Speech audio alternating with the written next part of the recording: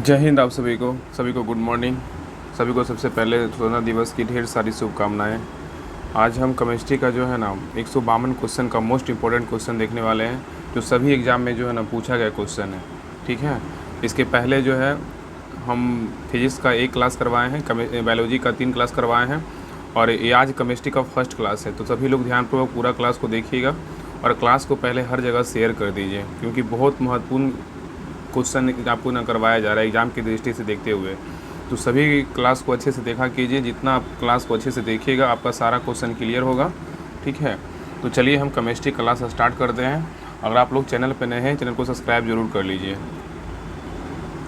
तो चलिए केमिस्ट्री का स्टार्ट करते हैं क्लास। इसमें जो है ना मोस्ट इम्पोर्टेंट क्वेश्चन है, देखिए केमिस्ट्री का जो है ना विभिन्न परीक्षाओं में पूछे गए सभी प्रश्नों का संकलन है। पूरा जो है ना जितना भी एग्जाम हुआ है एनसीईआरटी का जितना भी क्वेश्चन है ना, सारा जितने भी 152 क्वेश्चन मोस्ट इंपॉर्टेंट क्वेश्चन है, 152 क्वेश्चन जो इसी क्लास में पूरा खत्म करने वाले हैं। सभी लोग क्लास को अच्छे से पूरा ध्यानपूर्वक देखिएगा, आपका सारा क्वेश्चन याद होगा। ये जितने भी क्वेश्चन आपको दिख रहा है ना, सभी एग्जाम में पूछा हुआ क्वेश्चन है। तो जिनका भी बिहार पुलिस का एग्जाम है, सभी लोग ध्यानपूर्वक अच्छे से देखिएगा। आपका सारा क्वेश्चन जो है ना आपको देखने को, एग्जाम में बहुत सारा क्वेश्चन आपको देखने को मिलेगा और इस आधार पे क्वेश्चन आप बना पाइएगा। तो चलिए स्टार्ट करते हैं। और इसका जो है ना फिजिक्स, केमिस्ट्री और बायोलॉजी का तीनों का जो है ना कम से कम एक में केमिस्ट्री में तो 500-600 प्लस क्वेश्चन है, बायोलॉजी में 800 क्वेश्चन है, और ये फिजिक्स में बोले तो उसमें भी 700-800 क्वेश्चन है। सभी का जो है ना आप लोग पीडीएफ बोल रहे हैं, तो आप लोग पहले क्लास को देख लीजिए। आपको जो है ना पीडीएफ तीनों का स्कैन करके आपको सारा पीडीएफ एक बार दे दिया जाएगा। कम से कम पता है 50-50 पेज का पीडीएफ है, तो सारा का पीडीएफ डाल देंगे। और बाकी आज से जो है ना पेड ग्रुप बैच स्टार्ट होगा, एडमिशन स्टार्ट होगा। उसमें जो है ना आपको सारा पीडीएफ आपको मिल जाएगा, सारा उसमें डाल देंगे, एक साथ में सारा पीडीएफ आपको डाल देंगे। तो सभी लोग ज्वाइन जरूर कर लीजिएगा, आप लोग को जो है ना बहुत फ़ायदा करेगा। जो भी बिहार पुलिस वाले हैं, आप लोग जो है घटना चक्र छोड़ करके आपके लिए सारा बुक जो है ना इंपॉर्टेंट है। आप उस बुक को अच्छे से होमवर्क कंप्लीट कीजिए।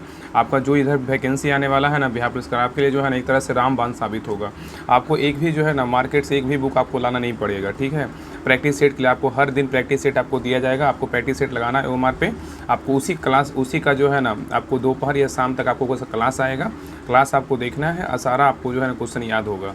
और दरोगा वाले जो है, दरोगा वाले घटना चक्र के साथ साथ सभी बुक को आपको पढ़ना पड़ेगा। अगर मेरिट तक जाना है तो आपको सभी बुक को पढ़ना पड़ेगा, इसलिए घटना चक्र उसमें इंक्लूड किया गया है।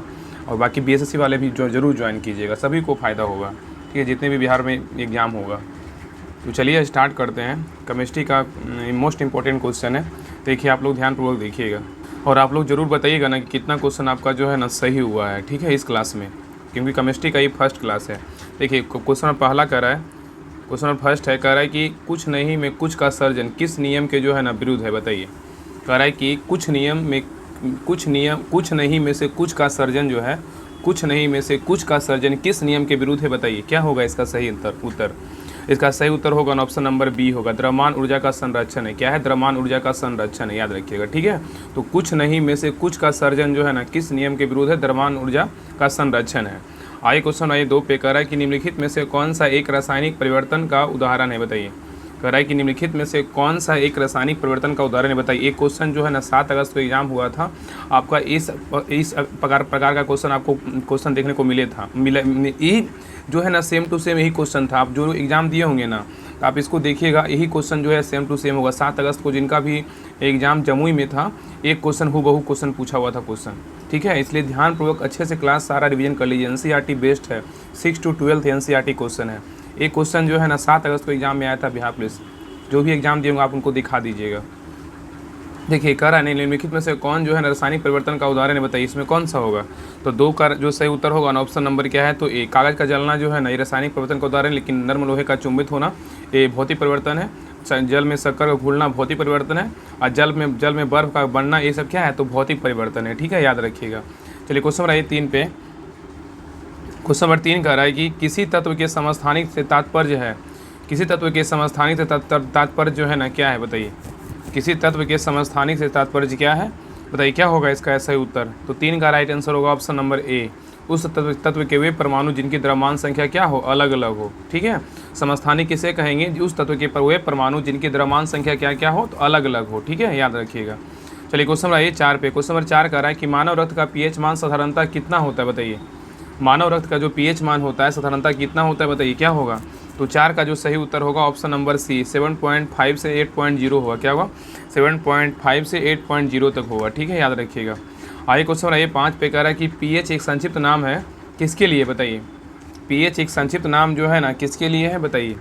तो 5 का जो सही उत्तर होगा ऑप्शन नंबर ए, हाइड्रोजन को पावर। क्या हाइड्रोजन ऑफ पावर बोल सकते हैं। पीएच अगर इंग्लिश में रहेगा तो हाइड्रोजन ऑफ पावर रहेगा। ठीक है, सॉरी पावर ऑफ हाइड्रोजन रहेगा, सॉरी पावर ऑफ हाइड्रोजन रहेगा। अगर इंग्लिश में बोलेगा तो हाइड्रोजन पावर ऑफ हाइड्रोजन रहेगा, अगर हिंदी में बात करें तो हाइड्रोजन को पावर बोल देते हैं। ठीक है, याद रखिएगा।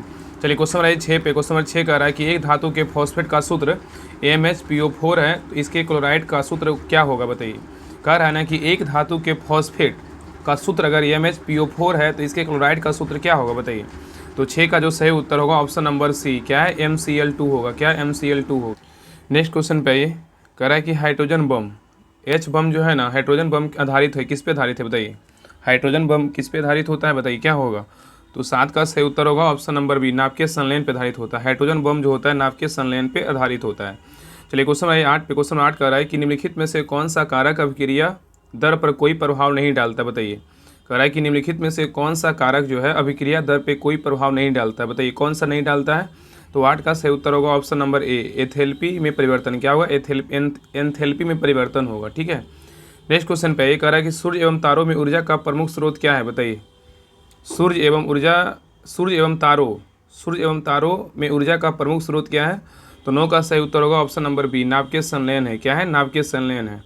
नेक्स्ट है, कह रहा है कि निम्न तत्वों में से किसमें न्यूट्रॉन नहीं होता, बताइए। कह रहा है कि निम्न तत्वों में से किसमें न्यूट्रॉन नहीं होता है।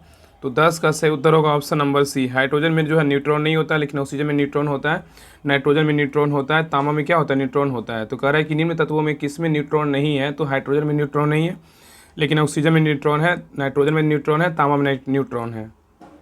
नेक्स्ट क्वेश्चन पे ये कह रहा है कि CaSO4 इंटू TH2O क्या है, इसका बताइए क्या है, इसका सूत्र रासायनिक नाम क्या है, बताइए। CaSO4 इंटू TH2O का रासायनिक नाम क्या है।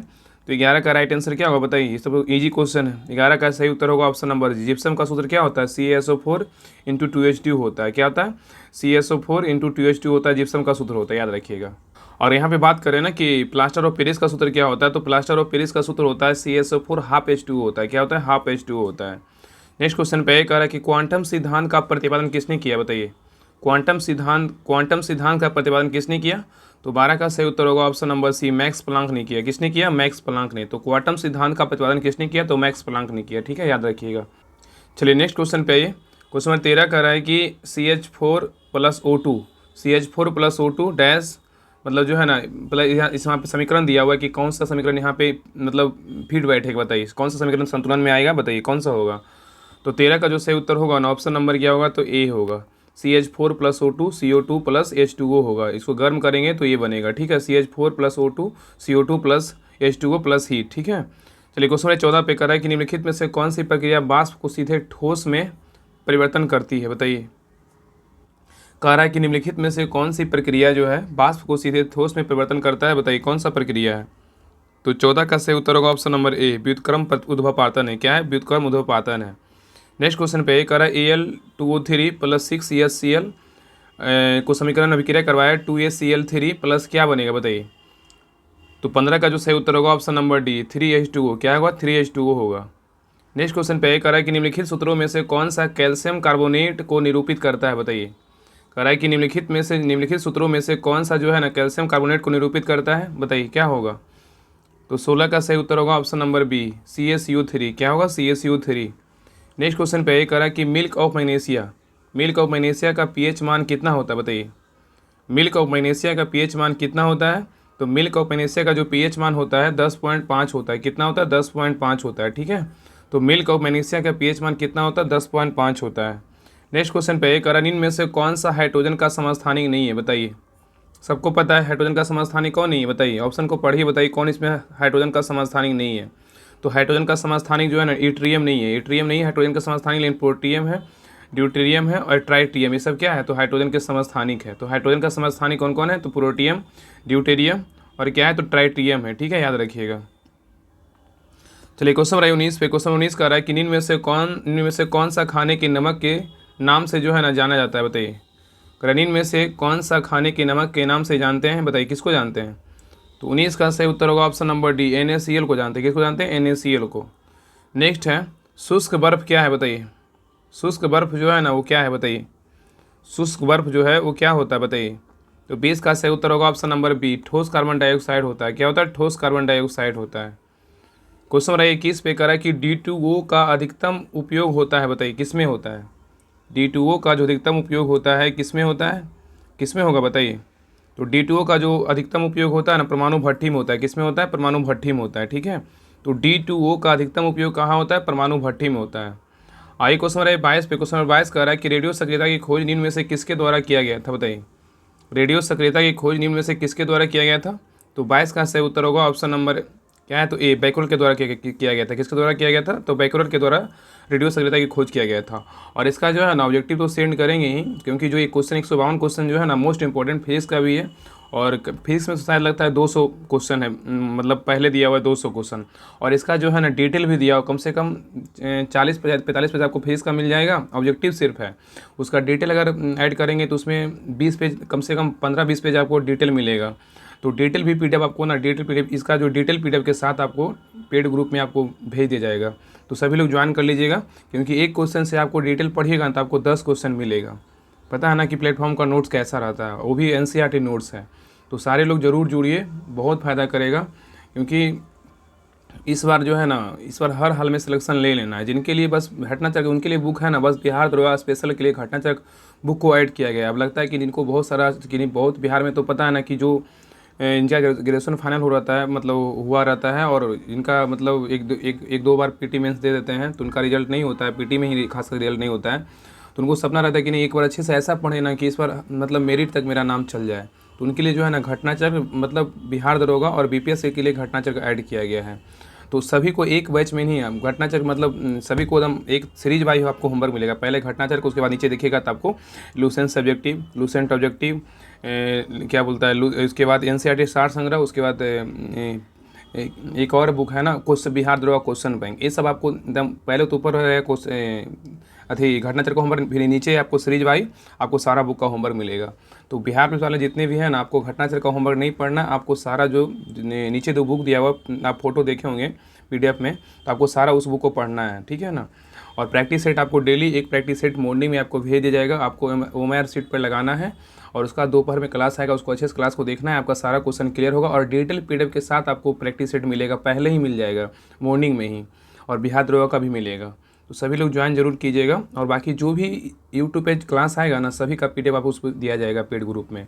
सोचिए कि इस प्लेटफॉर्म का जो नोट्स है ना, जो अभी हम करवा रहे हैं, इसका हम जितना हो सके मोस्ट इंपॉर्टेंट, बाकी तो ऑब्जेक्टिव सारा हम जो भी डिटेल दिया रहेगा सारा हम आपको सेंड कर देंगे। लगभग कम से कम आपको एक सब्जेक्ट का जो है ना ऑब्जेक्टिव मिला करके आपको कम से कम सब्जेक्टिव मिला करके आपको कम से कम 70 पेज जाएगा। इसलिए बस इतना अच्छे से कर लीजिए, बहुत सारा एग्जाम में आपको बहुत फ़ायदा करेगा। क्योंकि साइंस का जो वेटेज है ना बहुत इंपॉर्टेंट है। ये BSC हो गया, बिहार दरोगा होगा, BPSC हो गया, बिहार पुलिस हो गया, इस 4 एग्ज़ाम को जो है ना उस बैच को अच्छे से तैयारी कीजिए, उस बैच में जुड़ करके। और बाकी जो भी इंस्टीट्यूट का जो भी प्रैक्टिस सेट आएगा आपको पहले ही आपको दे दिया जाएगा। ये नहीं कि हाँ क्लास आएगा तो 2 दिन के बाद दिया जाएगा, नहीं, आपको पहले ही प्रैक्टिस सेट दिया जाएगा पेड बैच में, कि आपको पहले से बना कर रखना है। और बाकी जब क्लास आएगा तो आपको उससे रिवीजन करना है। तो सभी लोग जरूर जुड़िएगा, आज से जो है उस बैच में एडमिशन होगा। तो चलिए नेक्स्ट क्वेश्चन पे आते हैं। ये सब क्वेश्चन देख रहे होंगे तो आपको लग रहा होगा कि क्वेश्चन किस लेवल का क्वेश्चन है। बाकी थोड़ा कोनो जो क्या है ना, कोई क्वेश्चन क्या है तो ईजी है, लेकिन ईजी क्वेश्चन को ध्यानपूर्वक पढ़ना है, और एग्जाम हॉल में क्वेश्चन ईजी गलत नहीं करना है, ये दिमाग में बैठा लीजिए। ठीक है, चलिए क्वेश्चन नंबर 23 पे। क्वेश्चन नंबर 23 कह रहा है कि रेडियो एक्टिव समस्थानिक जिनका न्यूट्रॉन प्रोटॉन अनुपात अधिकाधिक होता है समानता प्रदर्शित करते हैं, बताइए कौन करते हैं बताइए। कह रहा है कि रेडियो एक्टिव समस्थानिक जिनका न्यूट्रॉन प्रोटॉन अनुपात अधिकाधिक होता है समानता प्रदर्शित करते हैं, कौन करते हैं। तो 23 का सही उत्तर होगा ऑप्शन नंबर बी, ई उत्सर्जन करते हैं। कौन करते हैं? ई उत्सर्जन। ई माइनस उत्सर्जन होगा, ये निगेटिव उत्सर्जन है। चलिए आगे क्वेश्चन नंबर 24 पे कह रहा है कि फास्फोरस को +3 ऑक्सीकरण अवस्था किस में है, बताइए। फास्फोरस को +3 ऑक्सीकरण अवस्था किस में है। तो 24 का सही उत्तर होगा ऑप्शन नंबर ए, फास्फोरस अम्ल में। किस में है? फास्फोरस अम्ल में है। ठीक है, नेक्स्ट क्वेश्चन पे कह रहा है कार्बोरंडम की संरचना कैसी होती है, बताइए। कार्बोरंडम की संरचना जो होती है कैसी होती है।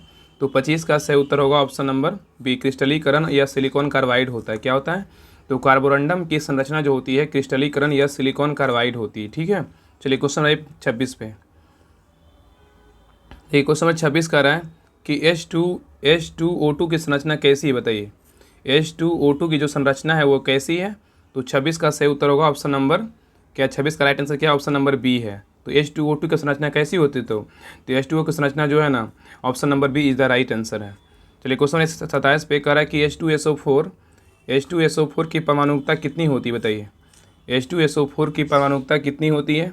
तो 27 का सही उत्तर होगा ऑप्शन नंबर बी, 7 होता है। कितना होता है, 7 होता है। कितना होता है, 7 होता है। ठीक है, चलिए क्वेश्चन नंबर 28 पे कह रहा है कि सूर्य और तारों में ऊर्जा का स्रोत क्या है बताइए। सूर्य और तारों में ऊर्जा का स्रोत क्या है बताइए, क्या होगा।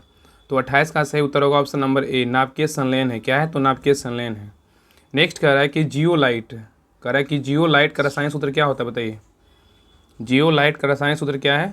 तो 29 का सही उत्तर होगा ऑप्शन नंबर बी, Na2Al2O3 होगा। तो जियोलाइट का सूत्र क्या है, तो option number B is the right answer है। आइए क्वेश्चन नंबर 30 पे। क्वेश्चन नंबर 30 कह रहा है कि Na2SO4 में S की ऑक्सीकरण संख्या कितनी होती बताइए। Na2SO4 में S की ऑक्सीकरण संख्या कितनी होती है बताइए। Na2SO4 में ऑक्सीकरण संख्या कितनी होती है बताइए, क्या होगा। तो 30 का सही उत्तर होगा ऑप्शन नंबर सी, +6 होता है। कितना होता है, +6 होता है। ठीक है, आइए क्वेश्चन नंबर 31 पे कह रहा है कि धुआं कैसे बनता है बताइए। धुआं जो होता है ना वो कैसे बनता है बताइए, कैसे बनेगा धुआं। तो धुआं जो बनता है कैसे बनता है, तो ए और बी दोनों होगा। गैस में ठोस में बनता है और द्रव में गैस में बनता है। ठीक है, धुआं कैसे बनता है, गैस में ठोस बनता है, द्रव में गैस बनता है। ये भी देखिए क्वेश्चन जो है ना, इस प्रकार क्वेश्चन 7 अगस्त को एग्जाम में पूछा हुआ क्वेश्चन बिहार पुलिस का। ठीक है, आपको दे देगा कि कौन सा मिलान करना था, यही क्वेश्चन ऐसा ही क्वेश्चन पूछा था 7 अगस्त को। चलिए आगे क्वेश्चन नंबर 32 पे कह रहा है कि जंग का रासायनिक नाम क्या है बताइए। जंग का जो है ना रासायनिक नाम क्या है बताइए, क्या होगा। जंग का जो रासायनिक नाम होगा क्या होगा। तो 32 का सही उत्तर होगा ऑप्शन नंबर सी, जलयोजित फेरिक ऑक्साइड होगा। क्या होगा, जलयोजित फेरिक ऑक्साइड होगा। आइए क्वेश्चन नंबर 33 पे कह रहा है कि बेकिंग सोडा का रासायनिक सूत्र क्या है बताइए। बेकिंग सोडा का जो रासायनिक सूत्र है वो क्या है। तो 33 का सही उत्तर होगा ऑप्शन नंबर क्या होगा, तो ए, NaSCO3। क्या होगा, NaSCO3। आगे आई क्वेश्चन में 34 पे कह रहा है कि जठर रस का pH मान क्या होता है बताइए। जठर रस का जो pH मान होता है क्या होता है। तो 34 का सही उत्तर होगा ऑप्शन नंबर ए, 2 होता है। कितना होता है, 2 होता है। क्वेश्चन नंबर 35 पे कह रहा है कि सफ़ेद फास्फोरस का आकार होता है बताइए, कैसा होता है। सफ़ेद फास्फोरस का जो आकार होता है वो कैसा होता है। तो सफ़ेद फास्फोरस का जो आकार होता है वो चतुष्फलकीय होता है। क्या होता है, चतुष्फलकीय होता है। ठीक है, याद रखिएगा। तो सफ़ेद फास्फोरस का जो आकार होता है वो चतुष्फलकीय होता है। चलिए क्वेश्चन नंबर आइए 36 पे कह रहा है कि निम्न नाभिकीय क्षय में उत्सर्जित कणों का क्रम क्या है बताइए। निम्न नाभिकीय क्षय में उत्सर्जित कणों का जो क्रम है वो क्या है। तो समीकरण दिया हुआ है, इसमें कणों का क्रम पूछ रहा है, तो क्या होगा। तो 36 का सही उत्तर होगा option number B, option number D होगा, बीटा अल्फा गामा। क्या होगा, बीटा अल्फा गामा होगा। नेक्स्ट क्वेश्चन पे आइए। क्वेश्चन नंबर 37 कह रहा है कि सबसे तेज हिमीकरण कह रहा है कि सबसे तेज हिमीकरण विधि जिसमें तरल नाइट्रोजन या कार्बन डाइऑक्साइड का उपयोग किया जाता है बताइए, किस रूप में।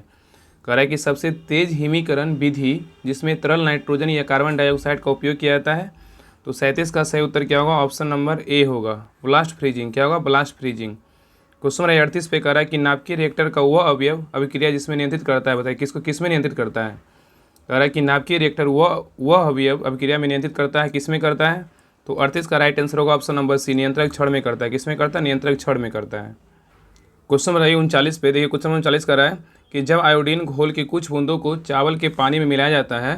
कह रहा है कि जब आयोडीन घोल के कुछ बूंदों को चावल के पानी में मिलाया जाता है तो घोल नीला काला हो जाता है। यह इंगित करता है कि चावल के पानी में शामिल है। क्या शामिल बताइए, बहुत अच्छा क्वेश्चन है। कह रहा है कि जब आयोडीन घोल की कुछ बूंदों को चावल के पानी में मिलाया जाता है तो घोल नीला काला हो जाता है। यह इंगित करता है कि चावल के पानी में शामिल है। तो 39 का जो सही उत्तर होगा क्या होगा, 39 का राइट आंसर होगा ऑप्शन नंबर सी, स्टार्च और मंड। क्या है, स्टार्च और मंड होगा। ठीक है, जिसको स्टार्च मतलब मंड भी बोल सकते हैं, स्टार्च भी बोल सकते हैं। नेक्स्ट क्वेश्चन नंबर 40 पे ये कह रहा है कि बोर के सिद्धांत के अनुसार परमाणु की त्रिज्या r व मुख्य क्वांटम संख्या मतलब n के संबंध दिया जाता है बताइए, क्या होगा। बोर के सिद्धांत के अनुसार परमाणु की त्रिज्या r व मुख्य क्वांटम संख्या n में संबंध दिया जाता है। तो 40 का राइट आंसर होगा option number C, R = n²। क्या होगा, R = n²। Question number next पे, करानीन में से कौन सी किरण धनावेशित कणों से युक्त है बताइए। करानीन में से कौन सी किरण जो है ना वो धनावेशित कणों से युक्त है। तो 41 का सही उत्तर होगा, 41 का राइट आंसर होगा ऑप्शन नंबर डी, अल्फा किरण। क्या होगा? अल्फा किरण होगा। क्या होगा? अल्फा किरण। ठीक है, चलिए क्वेश्चन नंबर 42 पे कह रहा है किसी परमाणु के तीसरे कक्ष, कह रहा है किसी परमाणु के तीसरे कक्ष में इलेक्ट्रॉन का कोणीय संवेग क्या है बताइए। किसी परमाणु के तीसरे कक्ष में इलेक्ट्रॉन का कोणीय संवेग जो होता है कितना होता है बताइए। दिया गया है h बराबर 6.6 गुना 10⁻⁻34 जूल सेकेंड है। बताइए क्या होगा निकालने के बाद। तो 42 का जो सही उत्तर होगा ऑप्शन नंबर ए होगा, 3.15 गुना 10⁻34 जूल होगा। क्या होगा? -34 जूल होगा। ठीक है, याद रखिएगा। चलिए क्वेश्चन नंबर 43 पे कह रहा है कि क्वार्ट्ज, क्वार्ट्ज का रासायनिक नाम क्या है बताइए। क्वार्ट्ज का जो रासायनिक नाम है वो क्या है बताइए, क्या होगा? क्वार्ट्ज का रासायनिक नाम क्या है? तो 43 का राइट आंसर होगा ऑप्शन नंबर ए, सोडियम सिलिकेट है। क्या है? सोडियम सिलिकेट है। नेक्स्ट क्वेश्चन पे कह रहा है कि निम्नलिखित में से किसमें चांदी नहीं है बताइए। कह रहा है कि निम्नलिखित में से किसमें चांदी नहीं है बताइए, किसमें चांदी नहीं है। तो 44 का सही उत्तर होगा option number C, German silver में जो है ना चांदी नहीं है, लेकिन हॉर्न सिल्वर में चांदी है, मनिक सिल्वर में चांदी है, लूनर कास्टिक में क्या है? तो चांदी है। तो कह रहा है कि निम्नलिखित में से किसमें चांदी नहीं है। तो जर्मन सिल्वर में ना, जर्मन सिल्वर में ही चांदी नहीं, लेकिन हॉर्न सिल्वर, मनिक सिल्वर और लूनर कास्टिक में क्या है? तो सिल्वर है। नेक्स्ट क्वेश्चन भाई नंबर 45 पे ये कह रहा है कि परमाणु रिएक्टर में ग्रेफाइट का प्रयोग किस रूप में किया जाता है बताइए। परमाणु रिएक्टर में ग्रेफाइट का प्रयोग किस रूप में किया जाता है। तो 45 का सही उत्तर होगा ऑप्शन नंबर सी, मंदक के रूप में करते हैं। किस रूप में करते हैं? तो मंदक के रूप में करते हैं। नेक्स्ट क्वेश्चन नंबर 46 पे कह रहा है कि नकाशीदार कांच के लिए निम्न में से किस अम्ल का उपयोग किया जाता है बताइए।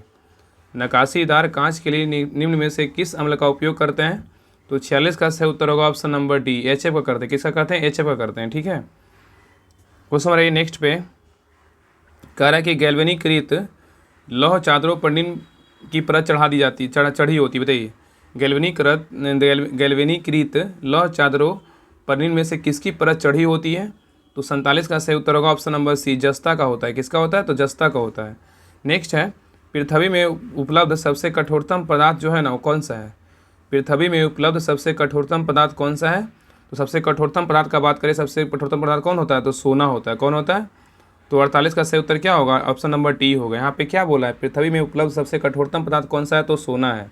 48 का राइट आंसर क्या है? ऑप्शन नंबर डी होगा। आगे क्वेश्चन रहिए 49 पे कह रहा है इसका ऑक्सीकरण जो है ना, इसका ऑक्सीकरण अंक सदैव 1 होता है। किसका जो है ना ऑक्सीकरण मतलब बोल रहा है, इस ऑप्शन के बारे में बोल रहा है कि किसका ऑक्सीकरण अंक जो है सदैव 1 होता है। बताइए किसका होता है। तो 49 का राइट आंसर होगा ऑप्शन नंबर ए, फ्लोरीन का होता है। किसका होता है? फ्लोरीन का। आगे क्वेश्चन 50 पे कह रहा है कि सोना में डैश मिलाया जाता है। बताइए सोना में क्या मिलाते हैं बताइए। सोना में जो है ना क्या मिलाया जाता है। तो 50 का सही उत्तर होगा ऑप्शन नंबर डी, तांबा और सोना मिलाते हैं। क्या मिलाते हैं? तांबा और सोना। ठीक है, तो सोना में क्या मिलाया जाता है। तो तांबा और सोना मिलाया जाता है। ठीक है, तो 50 का राइट आंसर क्या होगा? ऑप्शन नंबर डी होगा। चलिए क्वेश्चन नंबर 51 पे कह रहा है कि कॉपर के किस धातु में जस्ता नहीं होता है। बताइए कॉपर के किस मिस धातु में, बोल रहा है कॉपर के जो है ना किस मिस धातु में जस्ता नहीं होता है। बताइए किसमें जो है जस्ता नहीं होता है। तो 51 का राइट आंसर क्या होगा? ऑप्शन नंबर सी, बेल धातु में जो है ना जस्ता नहीं होता, लेकिन पीतल में होता है, जर्मन सिल्वर में होता है और गन मेटल में होता है। नेक्स्ट क्वेश्चन पे कह रहा है कि स्टेफनाइट, स्टेफनाइट किसका अयस्क है। बताइए स्टेफनाइट जो है ना किसका अयस्क है। तो 52 का सही उत्तर होगा ऑप्शन नंबर सी, चांदी का है। किसका है? तो चांदी का है। क्वेश्चन नंबर 53 पे कह रहा है कि गैल्वेनाइजेशन प्रक्रिया में किसका परत चढ़ाया जाता है। बताइए गैल्वेनाइजेशन प्रक्रिया में किसका परत चढ़ाया जाता है। तो 53 का सही उत्तर होगा ऑप्शन नंबर सी, जस्ता का होता है। किसका होता है? दस्ता का। तो गैल्वेनाइजेशन प्रक्रिया में किसका परत चढ़ाया जाता है। तो जस्ता का परत चढ़ाते हैं। किसका चढ़ाते हैं? जस्ता का परत चढ़ाते हैं। ठीक है, याद रखिएगा। क्वेश्चन नंबर 54 पे कह रहा है अमलगम क्या है। बताइए अमलगम जो है ना वो क्या है। बताइए अमलगम क्या है। बताइए अमलगम क्या है। तो अमलगम जो है ना एक प्रकार क्या है। तो एक तरल मिश्रित धातु है। क्या है? तो एक तरल पारा मिश्र धातु है। ठीक है, तो अमलगम पूछ रहा है कि अमलगम क्या है। तो एक तरल पारा मिश्रित धातु है। क्वेश्चन नंबर 55 पे कह रहा है निम्नलिखित में से कौन सी धातु कमरे के ताप पर तरल में होती है। बताइए तरल अवस्था में होती है। बताइए कह रहा है निम्नलिखित में से कौन सी धातु जो है कमरे के ताप पर तरल अवस्था में होती है। तो 55 का सही उत्तर क्या होगा? Option number C, bromine. क्या होगा? ब्रोमीन। नेक्स्ट क्वेश्चन पे यही कह रहा है कि क्षारीय मृदा धातुओं में कौन सा अधिकतम विद्युत धनी है। बताइए क्षारीय मृदा धातुओं में कौन सा अधिकतम विद्युत धनी है। तो 56 का सही उत्तर होगा ऑप्शन नंबर ए, क्या होगा? बी ए होगा। क्या होगा? बी ए। ठीक है, और बी ए मतलब क्या होता है बताइए। बी ए मतलब क्या होता है, बेरियम होता है। क्या होता है, बेरियम। ठीक है, बी ए मतलब बेरियम होता है, याद रखिएगा, बेरियम होता है, बेरियम। चलिए क्वेश्चन नंबर 57 पे कह रहा है कि सर्वाधिक विद्युत धनात्मक तत्व निम्न में से कौन सा है, बताइए। सर्वाधिक जो है विद्युत धनात्मक तत्व निम्न में से कौन सा है, बताइए क्या होगा। तो 57 का राइट आंसर होगा option number A, C S है। क्या है, तो सी एस है। ठीक है, तो सर्वाधिक विद्युत धनात्मक तत्व कौन सा है, तो सी एस है। चलिए क्वेश्चन नंबर 58 पे कह रहा है कि भू में सर्वाधिक पाया जाने वाला खनिज कौन सा है, बताइए। भू प्रपटी में सर्वाधिक पाया जाने वाला खनिज कौन सा है, तो 58 का सही उत्तर होगा ऑप्शन नंबर डी, फील्ड अस्पार। क्या होगा, फील्ड अस्पार होगा। ठीक है, तो कह रहा है कि भू प्रपटी में सर्वाधिक पाया जाने वाला खनिज कौन सा है, तो फील्ड अस्पार है। नेक्स्ट क्वेश्चन पे कह रहा है कि दूध के फटने पर कौन सा एसिड जो है ना उत्पन्न होता है, बताइए। दूध जब फटता है तो कौन सा एसिड उत्पन्न होता है, बताइए कौन सा एसिड उत्पन्न होता है। तो दूध फटने पर कौन सा एसिड उत्पन्न होता है, तो 59 का सही उत्तर होगा option number C, lactic acid उत्पन्न होता है। क्या होता है, लैक्टिक एसिड उत्पन्न होता है। नेक्स्ट है वाशिंग सोडा का किसका सामान्य नाम है, बताइए। वाशिंग सोडा जो है किसका सामान्य नाम है, तो 60 का सही उत्तर होगा option number C, sodium carbonate का। क्या होगा, सोडियम कार्बोनेट का। अगर यहाँ पे वाशिंग सोडा का बात करें तो सोडियम कार्बोनेट होगा, अगर खाने का सोडा का बात करें तो सोडियम बाई कार्बोनेट होगा। क्या होगा, सोडियम बाई कार्बोनेट। बाई मतलब बाई काम करती है ना किचन में, तो सोडियम बाई कार्बोनेट खाने वाला है और सोडियम कार्बोनेट बोलेगा तो धोने वाला है। ठीक है, नेक्स्ट देखिए क्वेश्चन नंबर 61 पे कह रहा है कि कीट दंश से होने वाली खुजली जो है किसके कारण होती है, बताइए। कीट दंश से होने वाली खुजली किसके कारण होती है, तो 61 का सही उत्तर क्या होगा, 61 का राइट आंसर होगा ऑप्शन नंबर ए, फॉर्मिक अम्ल। क्या है, तो फॉर्मिक अम्ल है। क्वेश्चन ए 62 पे कह रहा है निम्न में से कौन सा रासायनिक वोटिंग स्याही में प्रयोग किया होता है, बताइए। कह रहा है निम्न में से कौन सा रसायन वोटिंग स्याही में प्रयोग होता है, बताइए क्या होगा। निम्न में से कौन सा रसायन वोटिंग स्याही में प्रयोग होता है, जब वोटिंग पड़ता है तो उंगली में स्याही लगाया जाता है ना, तो कौन सा स्याही होता है, बताइए। तो 62 का सही उत्तर होगा ऑप्शन नंबर ए, सिल्वर नाइट्रेट होता है। क्या होता है, सिल्वर नाइट्रेट होता है। नेक्स्ट है शहद की मक्खी का विष कैसा होता है, बताइए। शहद की मक्खी का जो विष होता है वो कैसा होता है, तो 63 का सही उत्तर होगा ऑप्शन नंबर डी, प्रोटीन होता है। क्या होता है, प्रोटीन। ठीक है, प्रोटीन होता है। क्वेश्चन नंबर 64 पे कह रहा है कि खाना पकाने का तेल वनस्पति घी में किस प्रक्रिया द्वारा बदला जाता है, बताइए। खाना पकाने का तेल वनस्पति घी में किस प्रक्रिया द्वारा बदलते हैं, बताइए क्या होगा। तो 64 का सही उत्तर होगा ऑप्शन नंबर सी, हाइड्रोजनीकरण द्वारा। क्या हाइड्रोजनीकरण द्वारा होता है। नेक्स्ट है कोला पेय में कौन सी औषधि पाई जाती है, बताइए। कोला पेय में जो है ना कौन सी औषधि पाई जाती है, तो 65 का सही उत्तर होगा ऑप्शन नंबर डी, कैफीन पाया जाता है। क्या पाया जाता है, कैफीन पाया जाता है। तो कोला पेय में कौन सी औषधि पाई जाती है, तो कैफीन पाया जाता है। नेक्स्ट क्वेश्चन 66 कह रहा है कि किसमें sp संकलित कार्बन है, बताइए। किसमें जो है ना sp संकलित कार्बन है, बताइए किसमें होगा। तो 66 का राइट आंसर होगा ऑप्शन नंबर सी, C2H2। क्या है, C2H2 में sp संकलित कार्बन है। नेक्स्ट क्वेश्चन पे ये कह रहा है कि निम्नलिखित में से किसका उपयोग लेड पेंसिल बनाने में किया जाता है, बताइए।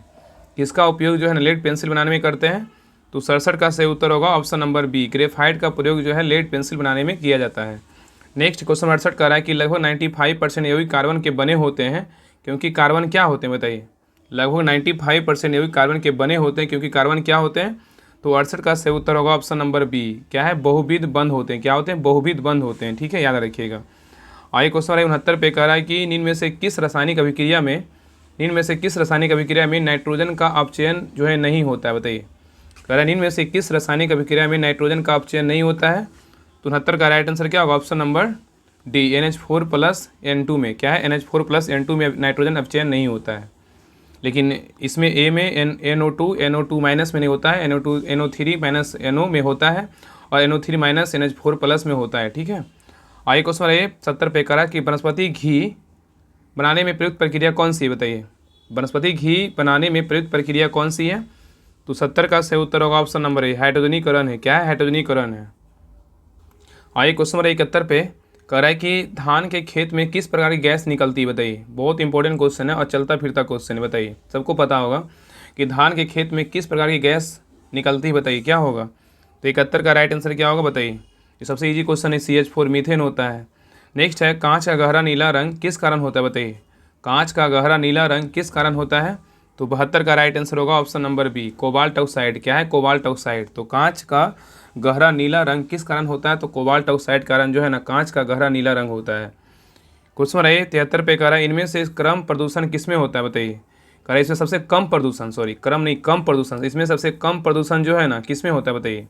इस ऑप्शन को देखना है और सोचना है, बताइए कौन सा इसमें किसमें जो है ना सबसे कम प्रदूषण है, बताइए किसमें है। बताइए किस में होगा। तो 73 का सही उत्तर होगा ऑप्शन नंबर बी, सीएनजी में होता है ना, जो सीएनजी अब तो बस भी चलने लगा, ऑटो भी चलने लगा, सारा कुछ सीएनजी पे चलने लगा। पटना में तो सब कुछ सीएनजी पे चलता है लगभग, और गाड़ी भी, फोर व्हीलर गाड़ी भी आने लगा सीएनजी पे। तो इन कह रहा है कि इनमें से सबसे कम प्रदूषण किस में होता है, सीएनजी में होता है। किस में होता है, सीएनजी में। इसलिए सरकार भी बढ़ावा दे रहा है कि सीएनजी सभी जो है ना गाड़ी वगैरह चले। इससे क्या होता है, क्योंकि प्रदूषण ना कम होता है। चलिए क्वेश्चन है 74 पे कह रहा है कि ग्रेफाइट में कार्बन के परमाणु एक दूसरे से निम्नलिखित बंधों में किसके द्वारा जुड़े होते हैं। ठीक है, बताइए। अगर जो भी क्वेश्चन आपको एग्जाम में नहीं बने ना, तो पहले क्वेश्चन को ना, ऑप्शन को छाटिए। जब ऑप्शन को छाटिएगा कुछ कुछ लगेगा। जैसे यहाँ पे जो एक क्वेश्चन था, आपको देख के लग नहीं रहा होगा कि मतलब ऐसे आप एक दो ऑप्शन जब छटा जाएगा तो ऐसे भी जो है ना 90% चांस है कि आपका जो है ना क्वेश्चन सही होगा। तो क्वेश्चन को पहले बार, क्वेश्चन का जो ऑप्शन है ना, क्वेश्चन को 2 बार पढ़िएगा एग्जाम हॉल में जो पक्का, और उसके बाद सोचिएगा कि हाँ मतलब इस पर तो कन्फर्म ही है, लेकिन जो दोबारा जब बनाइएगा तो बस ऑप्शन को छाटना है, कौन सा ऑप्शन नहीं हो सकता है, उसके अनुसार आपको आंसर देना है। ठीक है, तो इससे क्या होगा ना कि आपका क्वेश्चन का सही होने का चांस ना बढ़ जाएगा, 90% हो जाएगा। तो इसलिए ऑप्शन को छाटेगा जरूर। तो कह रहा है ना कि ग्रेफाइट में कार्बन के परमाणु एक दूसरे से निम्नलिखित बंधों में किसके द्वारा जुड़े होते हैं, किसके द्वारा जुड़े होते हैं बताइए। तो 74 का सही उत्तर होगा ऑप्शन नंबर सी, सहसंयोजी बंध के द्वारा जुड़े होते हैं। नेक्स्ट क्वेश्चन 75 पे यही कह रहा है कि निम्नलिखित में से कौन सा कथन जो है ना सही नहीं है, बताइए। कह रहा है निम्नलिखित में से कौन सा कथन सही नहीं है। तो 75 का बताइए कौन सा कथन जो है सही नहीं है। देखिए इसमें पढ़ते हैं। देखिए पहला कह रहा है एथेनॉल कमरे के तापमान पे तरल होता है, बिल्कुल क्या है, सही है। एथेनॉल कमरे के तापमान पे तरल होता है, बिल्कुल क्या कथन सही है। ठीक है। एथेनॉल को समानता एल्कोहल कहते हैं, बिल्कुल कथन क्या है, तो सही है। एथेनॉल को समानता एल्कोहल कहते हैं, बिल्कुल कथन सही है। और एथेनॉल अक्सर आयोडीन में इस्तेमाल किया जाता है, बिल्कुल क्या है, तो सही है। एथेनॉल अक्सर क्या होता है, आयोडीन में इस्तेमाल किया जाता है, बिल्कुल सही है। एथेनॉल जो है ना पानी में घुलता नहीं है, ये गलत है। एथेनॉल पानी में घुल जाता है, ठीक है, यहाँ पे नहीं, इसलिए गलत है। इसका राइट आंसर क्या होगा, ऑप्शन नंबर डी होगा। आइए क्वेश्चन 76 पे कह रहा है कि भोपाल गैस दुर्घटना में विषाक्त गैस जिसका रिसाव हुआ था, बताइए किसका हुआ था। भोपाल गैस दुर्घटना में किस गैस का रिसाव हुआ था, बताइए किसका हुआ था। तो इसका हुआ था मिथाइल आइसोसाइनाइड का हुआ था। किसका हुआ था, मिथाइल आइसोसाइनाइड का हुआ था। ठीक है, याद रखिए option number see the right answer है। आइए क्वेश्चन 77 पे यही कह रहा है कि पटाखों से निकलने वाली हरी ज्वाला निम्न के कारण उत्पन्न होती है, बताइए। पटाखों से निकलने वाली हरी जो ज्वाला होता है, हरी जो लौ होता है, वो किसके कारण उत्पन्न होता है। तो 77 का राइट आंसर होगा ऑप्शन नंबर डी, बेरेम कारण जो है ना, मतलब हरा ज्वाला उत्पन्न होता है। नेक्स्ट क्वेश्चन पे यह कह रहा है कि मिनीमाता रोग भी बोल सकते हैं, निम्नलिखित में से किसके सेवन से होता है, बताइए। मिनीमाता रोग जो होता है किसके कारण होता है। तो 78 का राइट आंसर होगा ऑप्शन नंबर बी, मरकरी या पारा के द्वारा मिनीमाता रोग होता है। नेक्स्ट क्वेश्चन पे यह कह रहा है निम्न में से कौन कपड़े धोने के साबुन में फिलर के रूप में काम नहीं आता है, बताइए। कह रहा निम्न में से कौन कपड़े धोने के साबुन में फिलर के रूप में काम नहीं आता है।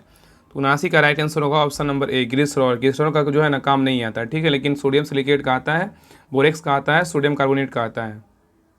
नेक्स्ट है मार्स गैस निम्न में से कौन है, बताइए। मार्स गैस जो है निम्न में से कौन है। तो 80 का जो सही उत्तर होगा क्या होगा, 80 का राइट आंसर होगा ऑप्शन नंबर सी, मीथेन है। कौन है, मीथेन है। नेक्स्ट कह रहा है कि डाईइथाइल ईथर का अंधेरा में रखने पर Cl2 की उपस्थिति में कौन सा यौगिक बनाएगा, बताइए। डाईइथाइल ईथर को अंधेरा में रखने पर Cl2 की उपस्थिति में कौन सा यौगिक बनाएगा। तो 81 का राइट आंसर हो क्या होगा, बताइए। 81 का राइट आंसर होगा ऑप्शन नंबर डी होगा। क्या होगा, डी होगा। क्या होगा, डी होगा। आइए क्वेश्चन 82 पे कह रहा है कि फॉर्मल्डिहाइड तथा KOH अभिक्रिया करके मेथनॉल तथा पोटेशियम फॉर्मेट बनाती है, इस अभिक्रिया को क्या कहते हैं, बताइए। कह रहा है कि फॉर्मल्डिहाइड तथा KOH अभिक्रिया करके मेथनॉल तथा पोटेशियम फॉर्मेट बनाती है, इस अभिक्रिया को क्या कहते हैं। तो 82 का सही उत्तर होगा ऑप्शन नंबर ए, कैनिजारो अभिक्रिया कहते हैं। क्या कहते हैं, कैनिजारो अभिक्रिया कहते हैं।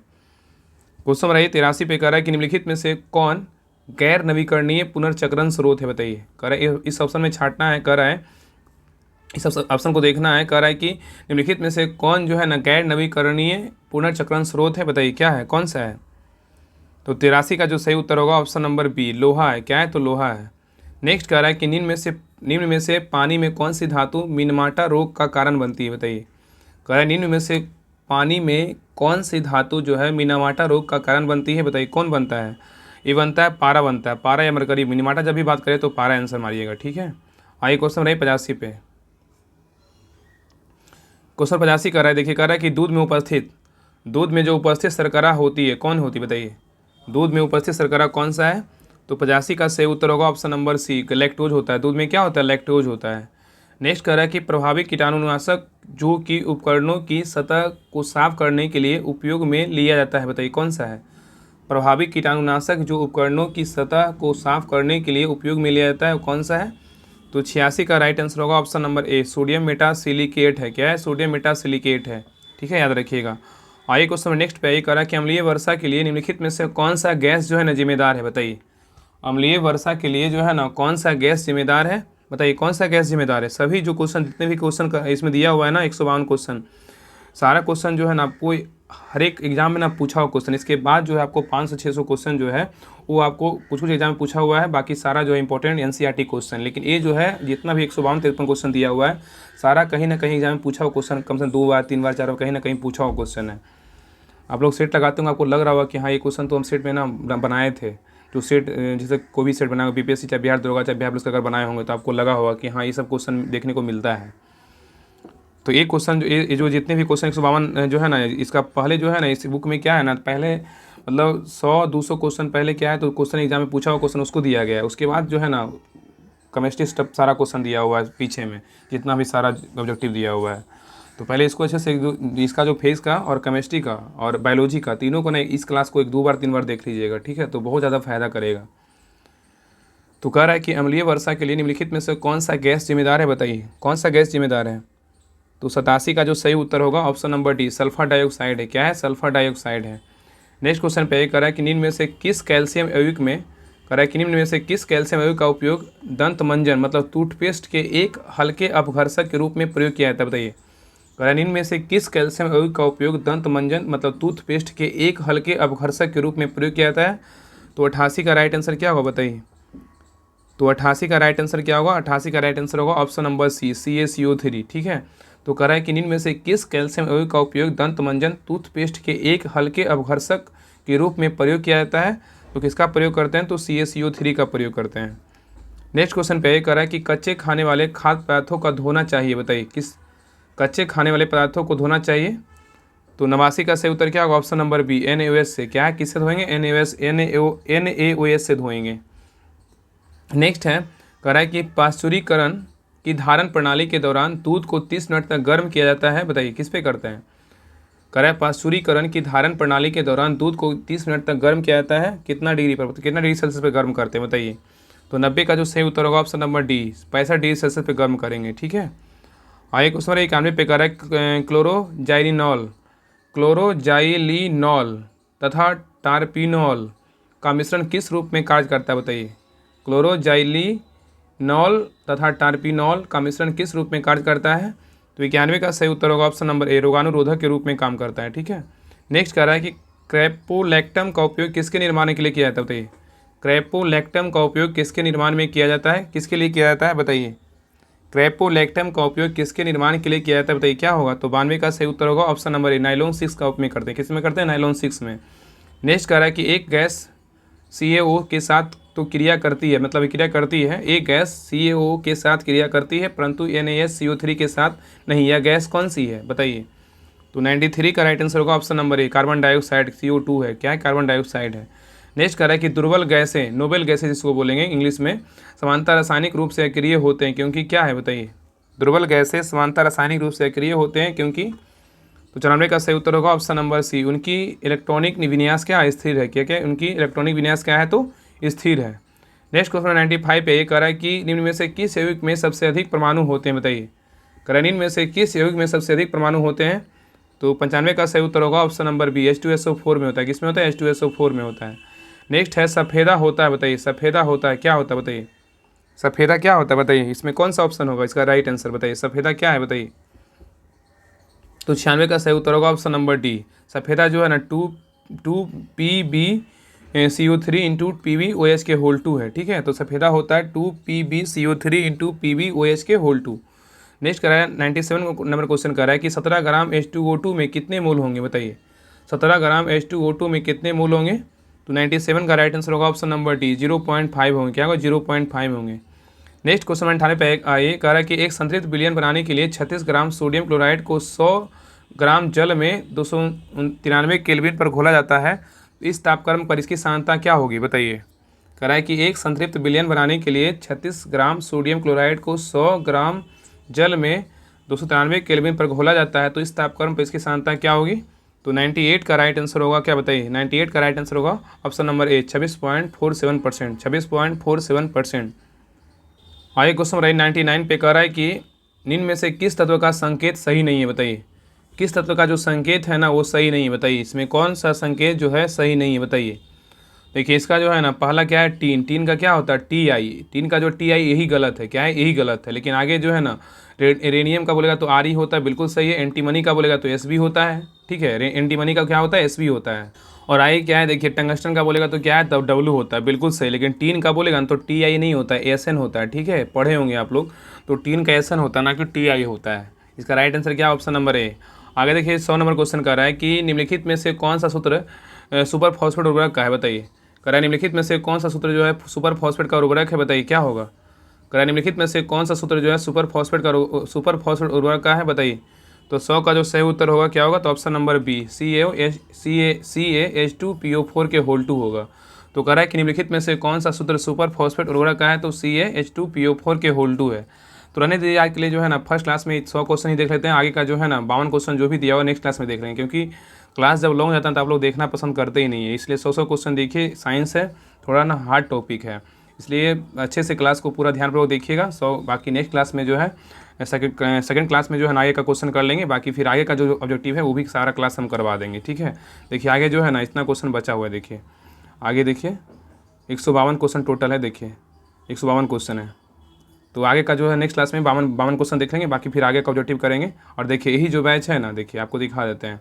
ये जो आपको घटनाचक्र का जो बैच है ना, देखिए आपको जो भी बिहार पुलिस वाले हैं, बिहार पुलिस, BSC दरोगा और BPSC, अगर आपको देखिए बिहार दरोगा, बिहार SI, ठीक है, और BPSC के लिए जो है ना एक घटनाचक्र पढ़ना पड़ेगा, ठीक है। अगर मेरे तक जाना है तो घटनाचक्र पढ़ना ही पड़ेगा। लेकिन बिहार पुलिस के लिए क्या है, आपको बस यहाँ से बुक पढ़ना है, इसको पढ़ सकते हैं, इसको पढ़ सकते हैं, क्वेश्चन बैंक और रूसेंट सब्जेक्टिव, और इसके 7500, और NCERT 60 संग्रह, और ये क्या ब्रह्मास्त्र SPD का, और रेलवे सामान्य ज्ञान, और लूसेंट ऑब्जेक्टिव का। बिहार पुलिस वाले जो बस इतना आपको पढ़ना है, ठीक है, ज़्यादा इससे ज़्यादा पढ़ना नहीं है। और बाकी आपको प्रैक्टिस सेट जो भी मिलेगा, जो भी मार्केट में प्रैक्टिस सेट आएगा न्यू, जैसे प्लेटफॉर्म का आ गया, एडिटोरिया का आ गया, जो भी संस्थान का जो भी प्रैक्टिस सेट आपको है, तो आपको डेली एक प्रैक्टिस सेट आपको मिलेगा। और बाकी जब आप लोग बोले कि हाँ 2 प्रैक्टिस सेट चाहिए, तो आपको 2 प्रैक्टिस सेट मिलेगा, जैसे आप लोग बोलिएगा, ठीक है। इस बैच में जो है ना डेली सुबह प्रैक्टिस सेट का देखिए लिख दिया गया है ना, डेली सुबह प्रैक्टिस सेट डिटेल के साथ PDF दिया जाएगा। और यूट्यूब पे जो भी क्लास आएगा तो इस बैच में जो आप जुड़िएगा, इसमें आपको सारा PDF बिना बोले आपको दे दिया जाएगा, सारा PDF। और एक साथ सभी एग्जाम के लिए लिखा हुआ ही, एक साथ सभी एग्जाम का तैयारी कीजिए मिल करके। और घटनाचक्र आपके लिए नहीं है, अगर आपको लगता है कि हमको पढ़ना है और बेहतर तैयारी करना है और भी एग्जाम के लिए, तो आप घटनाचक्र पढ़ सकते हैं, आपको होमवर्क रहेगा ही। बाकी आप लोग को जो है ना बिहार पुलिस वाले को ज़रूरत नहीं है, बाकी इतना पढ़ लीजिए, 1 2 3 4 5 6 7 ये सब बुक को आप ख़त्म कर लीजिए 1 से 2 बार, जितना बार हो। और बाकी इस बैच का वैलिडिटी रहेगा ना कम से कम 6 मंथ रहेगा, मतलब 2024 लास्ट और जनवरी मतलब चल ही जाएगा पूरा, जब तक पूरा खत्म ना हो, ठीक है। तो ये जो स्पेशल घटनाचक्र हैं जो बिहार SI है, BPSC है, उनके लिए है। और बिहार SI का जो भी डेली प्रैक्टिस सेट आपको मिलेगा, फुल PDF के साथ मिलेगा, आपको बनाना है, OMR पे बनाना है, ना कि ऐसे बनाना है एकदम, क्योंकि एग्ज़ाम ऑनलाइन है, मतलब ऑफलाइन है ना। बाकी कल जो है नोटिस आया था BSC का एग्ज़ाम ऑनलाइन है, तो बाकी उनका एग्ज़ाम BSC का ऑनलाइन है, जो भी फॉर्म भरे हैं। तो बाकी ऑफलाइन सेट बनाइएगा, बाकी ऑनलाइन एग्ज़ाम देना है। बाकी कुछ जो है बाकी कहीं ना कहीं ऑनलाइन कुछ बना लीजिएगा, 2 4 10 सेट, बाकी तो ऑफलाइन बनाइएगा तो ज़्यादा फ़ायदा करेगा। एग्ज़ाम ऑनलाइन देना है, उससे क्या। तो सभी लोग ज़रूर जुड़िए इस बैच से। आज से जो है ना इसका एडमिशन स्टार्ट हो जाएगा, तो सभी लोग ज़रूर जुड़िएगा। और जो भी बिहार पुलिस का लग रहा है कि नहीं जो आगे का वैकेंसी आ रहा है उसका तैयारी करना, तो बिल्कुल जुड़िए। और इसका बिल्कुल आपको सिर्फ होमवर्क मिलेगा और प्रैक्टिस सेट करवाया जाएगा। और टेस्ट आपको है तो टेस्ट ग्रुप जो है ना वीडियो के डिस्क्रिप्शन से कीजिएगा, उसमें एक जो है टेलीग्राम चैनल होगा राहुल स्टडी ग्रुप के नाम से, उस पर क्लिक की, उसमें जुड़ जाइए। आपको सारा डिटेल दे दिया जाएगा कि हाँ कैसे कैसे कितना पेमेंट करना पड़ेगा, कहाँ जुड़ना है। और बाकी उसी में जो है नंबर 1 टेस्ट ग्रुप करके एक से मतलब अथी होगा, लिंक होगा, उसमें क्या होगा तो बिहार पुलिस का कोई टेस्ट होगा, और उसमें एक 7500 का ये जो है ना ये आया बुक एडिटोरियल वाला, इसका टेस्ट होगा। और शाम में जब आप टाइम बता दीजिएगा, रात में बिहार दरोगा का फुल प्रैक्टिस सेट होगा 100 क्वेश्चन का, ठीक है। तो टेस्ट टेलीग्राम पे जो है ना 3 टेस्ट होगा टेलीग्राम पे, मतलब एक बिहार पुलिस का, एक बिहार दरोगा का, और एक 7500 इसका होगा। और बाकी सभी का आपको होमवर्क पढ़ना है, और बाकी एक प्रैक्टिस सेट आपको लगाना है ऑफलाइन। इतना आपका जो है सारा प्रक्रिया है। और बाकी जो भी आपको यूट्यूब पे क्लास करवाया जाएगा, सारा आपको PDF दिया जाएगा। जो भी पेड PDF हो जाए, जो भी बुक से मार्केट आए, मतलब मार्केट से बुक लाएंगे, आपको सारा PDF मिलेगा। इसमें आपको बोलना नहीं पड़ेगा, बस आप लोग जुड़ जाइए, जितना जल्दी हो जुड़ जाइए। आज से जो है ना इसका सारा डिटेल टेलीग्राम चैनल पे डाल देंगे। टेलीग्राम चैनल का लिंक डिस्क्रिप्शन में है, लिंक पे क्लिक करके सभी लोग टेलीग्राम चैनल ज्वाइन कर लीजिए। तो मिलते हैं नेक्स्ट क्लास में, सेकंड नंबर क्लास में मिलते हैं, और जहाँ से 100 क्वेश्चन के बाद से सारा क्वेश्चन आपको करवाएंगे। तो ये केमिस्ट्री का फर्स्ट क्लास था, और बाकी बायोलॉजी का 3 क्लास करवाए हैं, और फिजिक्स का 1 क्लास करवाए हैं। तो सभी लोग क्लास को अच्छे से देख लीजिए, इसका स्पेशल प्ले लिस्ट बना देंगे। तो मिलते हैं नेक्स्ट क्लास में, तब तक के लिए आप लोग को जय हिंद।